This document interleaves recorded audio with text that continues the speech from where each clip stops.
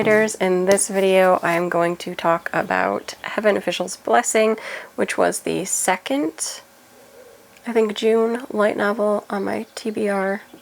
So I did finish it, and this was surprisingly more like quick-paced and fun than I was expecting.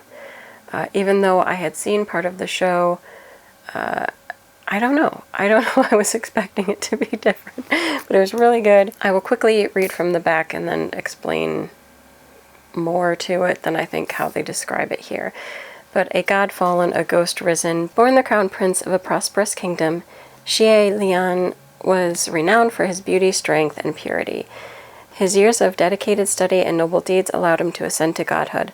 But those who rise may also fall, and fall he does, cast from the heavens and banished to the world below. 800 years after his mortal life, Xie Lian has ascended to godhood for the third time, angering most of the gods in the process. To repay his debts, he is sent to the mortal realm to hunt down violent ghosts and troublemaking spirits who prey on the living. Along his travels, he meets the fascinating and brilliant Sanlang, a young man with whom he feels an instant connection. Yet Sanlang is clearly more than he appears. What mysteries lie behind that carefree smile? And I did see that in the very back of this there is a glossary that helps you with some of the names and how to say them. I think, unfortunately, in my opinion, it doesn't give enough of them.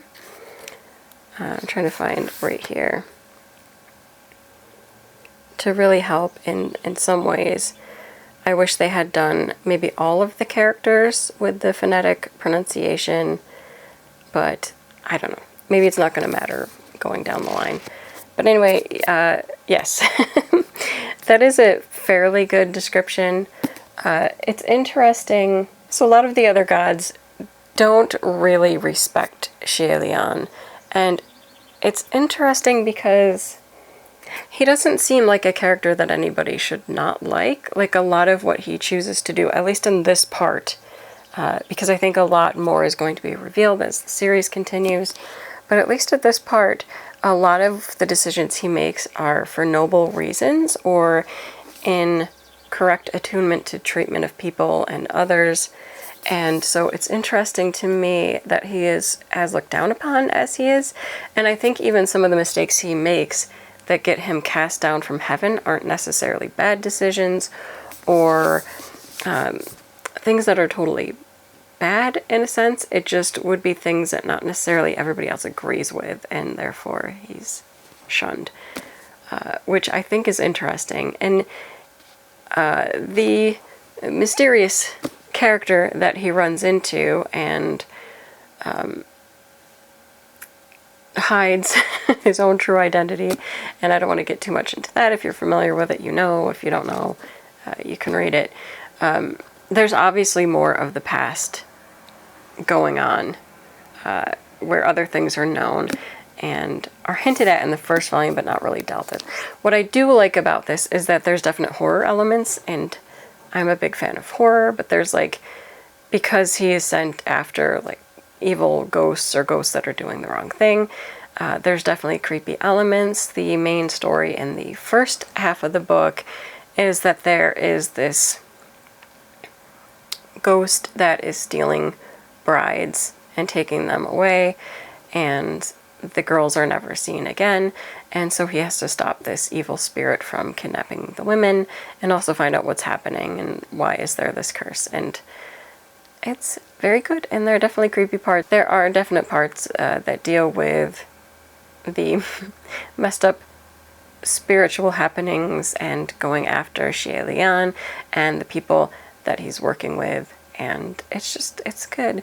The second half, they venture to another area, and there again is creepy spiritual happenings that they're trying to figure out what's going on and why things are happening, I guess. And the second half of the story 100% ties into, and that's where you get like little hints of it, Xie Lian's past, where he was involved in this battle that kind of is part of what they're fixing now and all the errors that are happening now. So again, you get those little glimpses of part of his past in living in the mortal world and what maybe happened. But yeah, it just seems interesting to me at this point, like how everybody mistreats him and like he's this like god of misfortune, when he doesn't seem...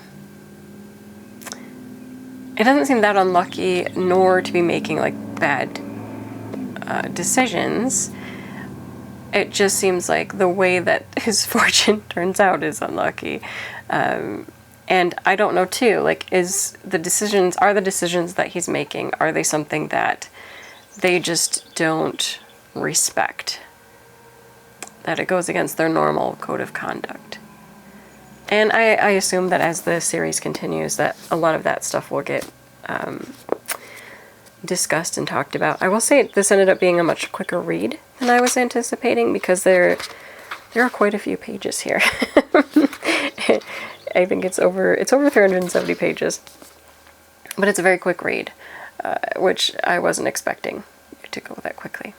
But I very much enjoyed this. I think it's an interesting series with great characters, and the whole premise and the hidden mysteries of it is interesting. And then I like the horror elements with all the ghosts and evil spirits. I think it's fun. So I would recommend this one. I think if you're looking for an interesting story and you like those creepy elements, this one definitely works. And also the whole mystery behind relationships and how they're going to be interconnected and worked out, and maybe even just uncovering the mystery of the character itself, then I would recommend Heaven Official's Blessing. There is, again, the animated version of it, which you can catch. I think Netflix still has it available, but it's also on Crunchyroll. So that's it for this video. Until next time, bye.